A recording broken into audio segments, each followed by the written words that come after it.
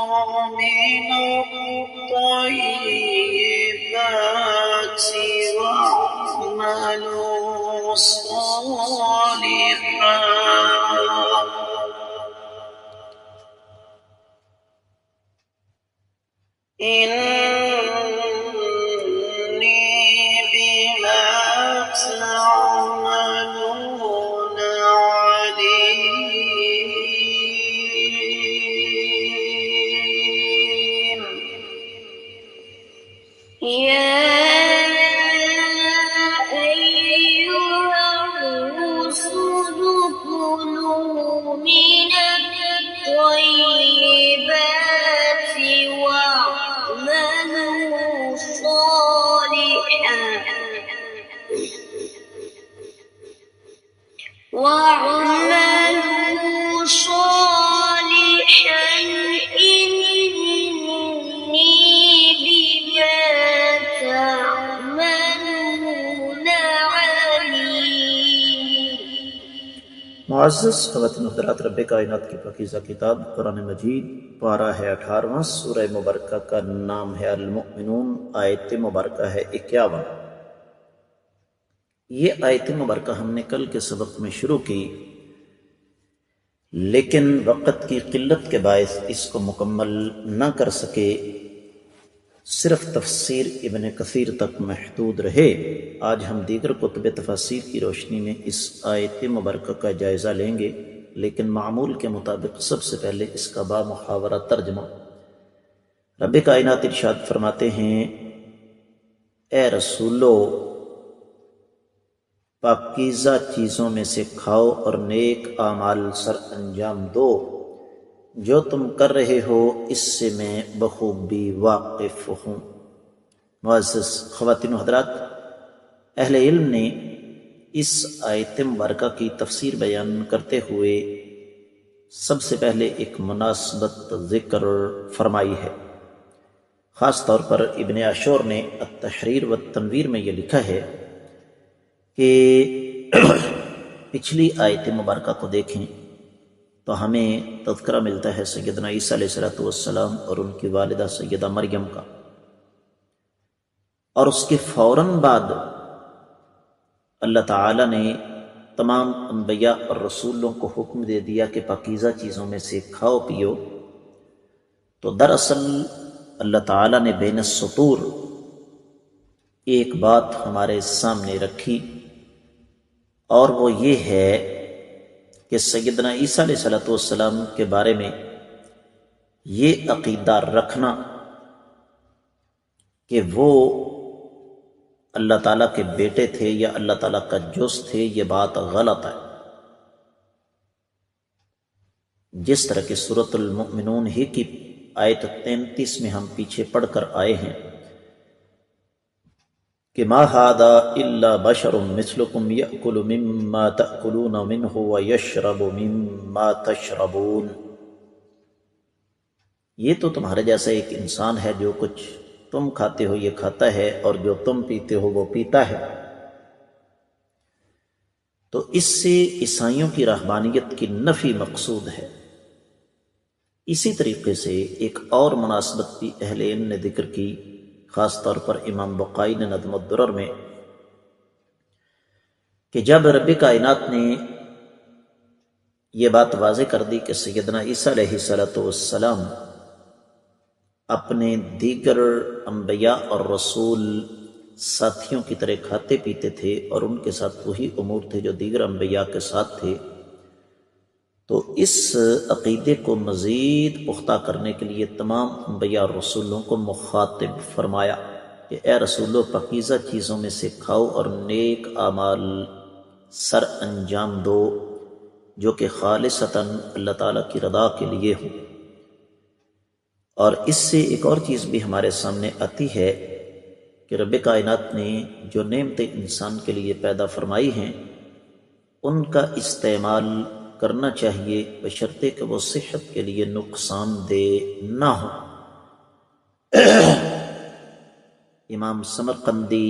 امام نصفی، امام بقائی، امام قاسمی، امام ابن جزی اور مادی قریب میں امام شنقیطی، پھر مقاتل بن حیان، ابن قتیبہ، امام زجاج اور دیگر اہل علم جن میں امام ابن عطیہ بھی شامل ہیں، انہوں نے اسی بات کی طرف اشارہ فرمایا، جس طرح کہ سورۃ البقرہ کی 172ویں آیت مبارکہ میں ارشاد فرمایا، یا ایہا الذین آمنوا کلوا من طیبات ما رزقناکم واشکروا للہ ان کنتم ایاہ تعبدون۔ اے ایمان والو، ہم نے جو تمہیں رزق عطا فرمایا ہے اس میں سے پاکیزہ چیزیں کھاؤ اور اللہ تعالیٰ کا شکر ادا کرو اگر تم واقعی اللہ تعالیٰ ہی کی عبادت کرتے ہو۔ اور سیدنا ابو ہریرہ رضی اللہ تعالی عنہ سے روایت ہے، نبی کریم صلی اللہ علیہ وسلم نے ارشاد فرمایا کہ اے لوگو، اللہ تعالیٰ پاک ہیں اور پاک چیزوں کو ہی قبول فرماتے ہیں، اور اللہ تعالیٰ نے ایمان والوں کو وہی حکم دیا جو کہ رسولوں کو حکم دیا۔ پھر آپ نے یہی دونوں آیات مبارکات تلاوت فرمائیں، سورۃ المؤمنون کی 51 اور سورۃ البقرہ کی 72۔ پھر آقا علیہ الصلوۃ والسلام نے تذکرہ فرمایا اس آدمی کا، صحیح مسلم کی حدیث ہے 1015، کہ لمبے سفر سے واپس آتا ہے، گرد آلود ہے، بیت اللہ کے سامنے پہنچ کر ہاتھ پھیلاتا ہے اور کہتا ہے یا رب یا رب، اے میرے رب اے میرے رب، جبکہ اس کا کھانا حرام ہے، پینا حرام ہے، لباس حرام ہے، اس کے پیٹ میں جانے والی غذا حرام کی ہے، اس کی دعا کیسے قبول ہو سکتی ہے؟ تو اس لیے فرمایا کہ جو تم اعمال سر انجام دیتے ہو ان سے میں بخوبی آگاہ ہوں۔ امام ابن جریر اور امام نصفی فرماتے ہیں کہ لا یخفی علی شیء من اعمالکم، تمہارے اعمال میں سے کوئی چیز مجھ سے مخفی نہیں ہے، تو میں تمہیں تمہارے اعمال کے مطابق ہی بدلہ دوں گا، لہذا زیادہ سے زیادہ نیک اعمال سر انجام دینے کی کوشش کرو۔ یہی وجہ ہے کہ اہل علم نے ایک اور بات یہاں پر بیان فرمائی ہے کہ سورۃ المؤمنون دراصل انبیاء اور رسولوں کا تذکرہ خصوصی طور پر کرتی ہے۔ یہی وجہ ہے کہ سیدنا آدم علیہ السلام کا تذکرہ گزرا، دیگر انبیاء کا تذکرہ چلتے چلتے سیدنا عیسیٰ علیہ السلام تک پہنچا، اور یہاں آ کے رب کائنات نے تمام انبیاء اور تمام رسولوں کو مخاطب کر دیا۔ اب سوال یہ ہے کہ یہ پاکیزہ چیزوں کا نیک اعمال کے ساتھ کیا تعلق ہے؟ یہ طے شدہ بات ہے کہ اللہ تعالی نیک اعمال کی توفیق بھی اسے ہی دیتے ہیں، نیک اعمال اس کے قبول ہوتے ہیں جو انسان حلال کماتا ہے اور حلال کھاتا ہے۔ اور اس حوالے سے پھر کافی ساری احادیث مبارکہ ہمیں مل جاتی ہیں، جن میں سے ایک آپ نے سماعت فرما لی۔ ایک اور حدیث ہے جو کہ اگرچہ طویل ہے لیکن میں اختصار کے ساتھ آپ کے سامنے رکھوں گا۔ ایک خاتون تھی ام عبداللہ، سیدنا شداد بن اوس رضی اللہ تعالیٰ عنہ کی سگی بہن تھیں۔ انہوں نے آقا علیہ السلام کے لیے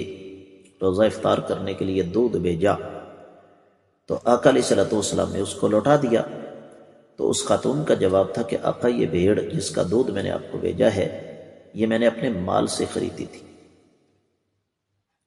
تو نبی کریم صلی اللہ علیہ وسلم نے ارشاد فرمایا، اس چیز کا رسولوں کو حکم دیا گیا تھا کہ وہ ہمیشہ پاک چیزیں کھائیں پئیں اور نیک اعمال سر انجام دیں۔ اس مفہوم کی اور بہت ساری احادیث ہمیں مل جاتی ہیں جن کا خلاصہ یہی ہے کہ اللہ تعالیٰ نے خطاب کیا انبیاء اور رسولوں کو، جس طرح امام شوکانی نے فتح القدیر میں یہ لکھا ہے، لیکن دراصل تربیت فرمائی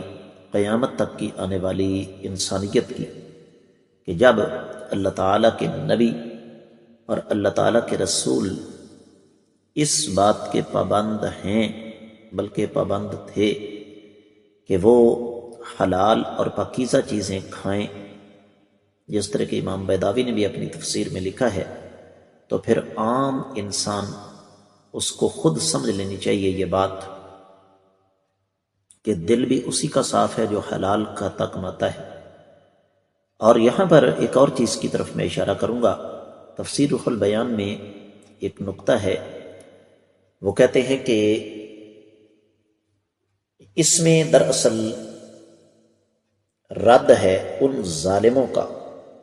جو یہ کہتے ہیں کہ انسان کا دل جب صاف ہو جائے، محبت کی انتہا تک پہنچ جائے، تو اس کو نیک اعمال کی ضرورت نہیں ہے۔ اگر ایسا ہوتا تو اللہ تعالیٰ کبھی بھی اپنے انبیاء اور رسولوں کو اس بات کا حکم نہ دیتے۔ اور یہاں پر ایک اور چیز بھی ہمارے سامنے آتی ہے کہ رب کائنات نے چونکہ حلال و حرام کے مسائل بالکل روز روشن کی طرح ہمارے سامنے واضح فرما دیے ہیں، تو اس لیے ہر دور کے نبی کو یہ حکم دیا گیا کہ وہ حلال مال میں سے کھائے۔ پھر ایک اور چیز بھی ہمارے سامنے آتی ہے، وہ یہ کہ اسلام میں رہبانیت کا کوئی تصور نہیں، اس میں کسی قسم کا کوئی شبہ نہیں ہے معزز خواتین و حضرات، کہ اگر انسان اللہ تعالیٰ کو بھول جائے، آخرت کو بھول جائے اور دنیا کی رنگینیوں کے اندر کھو جائے، تو یہ چیز نہ صرف یہ کہ مذموم ہے بلکہ یہ ناشکری کے زمرے میں آتی ہے، اور پھر اس چیز کو اللہ تعالیٰ سخت ناپسند فرماتے ہیں۔ وجہ اس کی یہ ہے کہ جب انسان دنیا کی چکوچوند اور دنیا کی رنگینی میں کھو جائے گا تو پھر اللہ تعالیٰ کو بھول جائے گا، جس طرح کہ ہماری اکثریت جو ہے وہ بھول چکی ہے۔ لیکن شرعی حدود و قیود کے اندر رہ کر انسان پاکیزہ چیزیں استعمال کرے، حلال چیزیں استعمال کرے، اور رب کائنات نے جو انعامات، جو نعمتیں نازل فرمائی ہیں ان سے محظوظ ہو، تو یہ نہ صرف یہ کہ جرم یا عیب نہیں بلکہ شرعی تقاضا ہے۔ ایک طرف ہمیں جہاں یہ بتایا جاتا ہے کہ اہل علم نے، محدثین کرام نے بڑی بڑی مشقتیں اٹھائیں، بھوک برداشت کی، تو ہمیں ساتھ یہ بھی سمجھایا جاتا ہے کہ امام نسائی رحمۃ اللہ علیہ جیسی شخصیات بھی گزری ہیں جو ایک دن میں 1 سے زیادہ مرغیاں کھا جایا کرتے تھے۔ تو حاصل کلام یہ ہے کہ توازن اور اعتدال کے ساتھ